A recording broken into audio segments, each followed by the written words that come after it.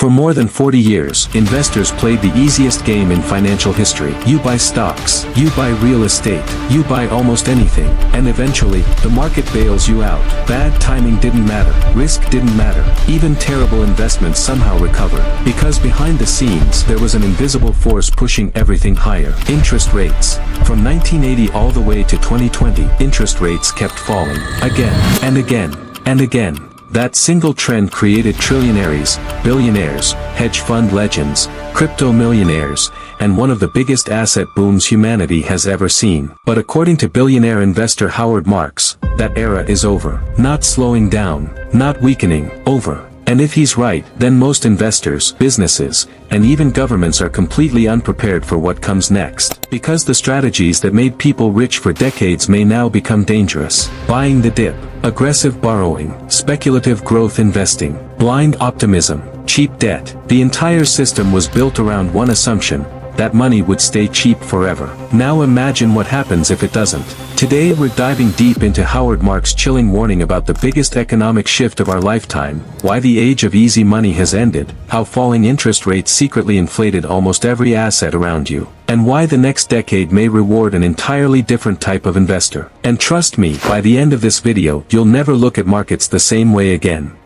The greatest tailwind in history. To understand Howard Marks' warning, we first need to understand the giant invisible engine that powered the global economy for 4 decades. Interest rates. Now on the surface, interest rates sound boring. It sounds like the kind of thing economists argue about in gray suits. But in reality, interest rates quietly control almost everything. They influence stock prices, real estate prices, startup valuations, business growth, government debt, consumer spending, crypto speculation, and even your monthly lifestyle. And for over 40 years, the direction was almost unbelievably favorable. In the early 1980s, inflation was out of control. The Federal Reserve raised interest rates aggressively. At one point, rates were insanely high. But then something historic happened. Rates began falling, and they kept falling for decades. Every recession, rates went lower. Every crisis, lower. The dot-com crash, lower. The 2008 financial crisis, even lower.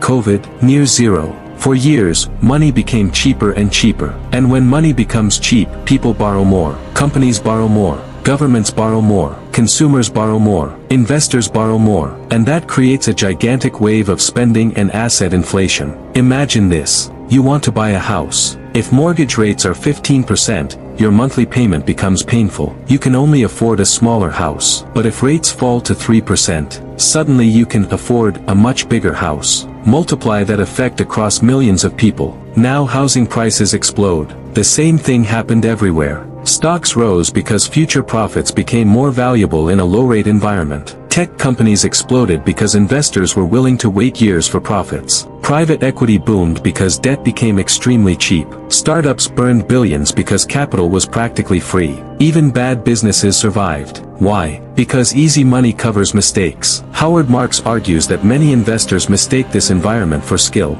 But imagine learning to sail during a permanent tailwind. You might think you're an amazing sailor, until the wind changes. And that's exactly what Marks believes is happening right now. The wind has changed. For 40 years, falling rates boosted asset prices almost automatically. Now rates are structurally higher. And if rates stay higher, the math changes completely. This is why Marks calls it a sea change, not a temporary cycle, not a short correction, a completely different investing environment. And most people are still psychologically trapped in the old world.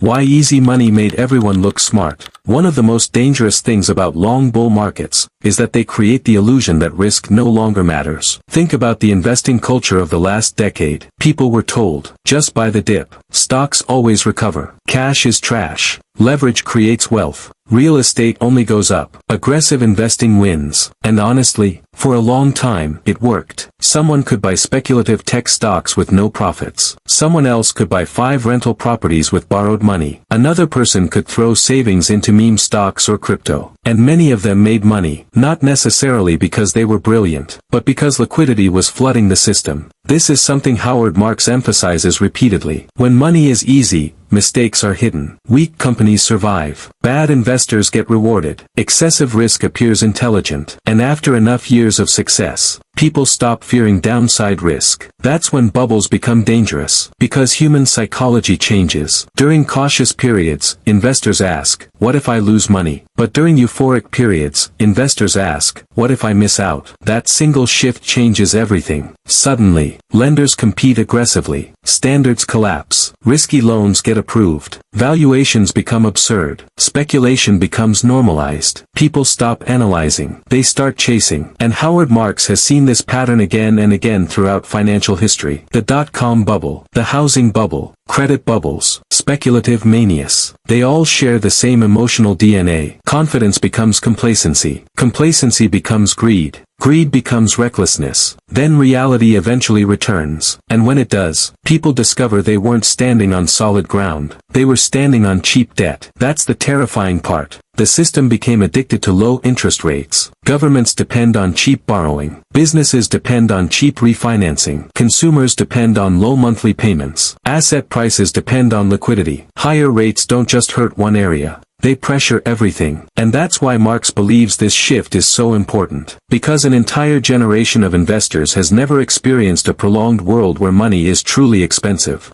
The psychology of bubbles. Howard Marks has a fascinating concept he calls the bezel. And once you understand it, you start seeing financial bubbles everywhere. The bezel originally refers to the extra weight jewelers would secretly add to a scale. The customer couldn't notice it. But over time, the jeweler slowly accumulated value.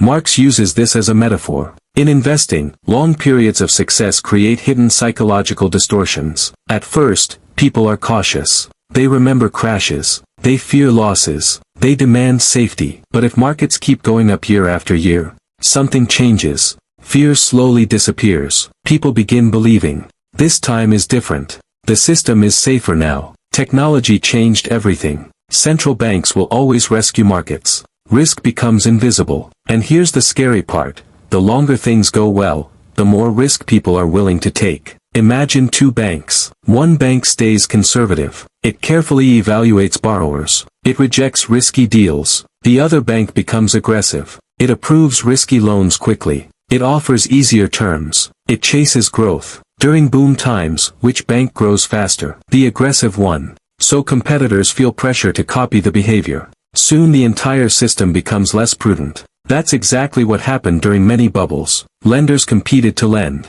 Investors competed to speculate. Funds competed to chase returns. And because asset prices kept rising, nobody looked stupid. Until suddenly they did. This is why Marks believes prudence matters most when nobody else values it. Because in euphoric markets, cautious people look foolish. Imagine warning about risk during a massive bull market. People laugh at you. They call you outdated. They say you don't get it. But history repeatedly shows something uncomfortable. The biggest financial disasters often begin during periods of maximum confidence. That's when leverage is highest. That's when risk controls are weakest. That's when investors convince themselves the old rules no longer apply. And Howard Marks believes the last decade created exactly this kind of environment. Cheap money trained people to think risk was optional. Now the environment is changing. And suddenly fundamentals matter again. Profitability matters again. Cash flow matters again. Balance sheets matter again. That transition can be painful, because markets built on easy money often struggle when money becomes expensive.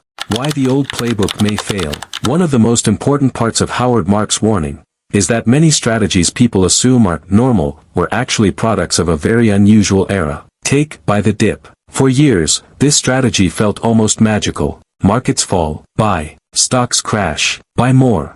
Recession fears, buy even harder. And eventually the market recovered. Why? Because central banks repeatedly lowered rates and injected liquidity. That created an incredibly supportive environment for asset prices. But what happens if inflation prevents rates from falling aggressively? What happens if central banks can't easily rescue markets anymore? Suddenly the old playbook becomes less reliable. This doesn't mean markets can never recover. It means investors may face a very different environment than the one they became accustomed to. Think about growth stocks. When rates are near zero, investors are willing to pay huge premiums for companies promising profits far in the future. But when rates rise, Future profits become less valuable today. That changes valuations dramatically. Now think about debt. For years, company. And maybe that's the real lesson Howard Marks is trying to teach. Not that markets are doomed. Not that opportunity is dead. But that every generation eventually becomes trapped by the environment that made it successful.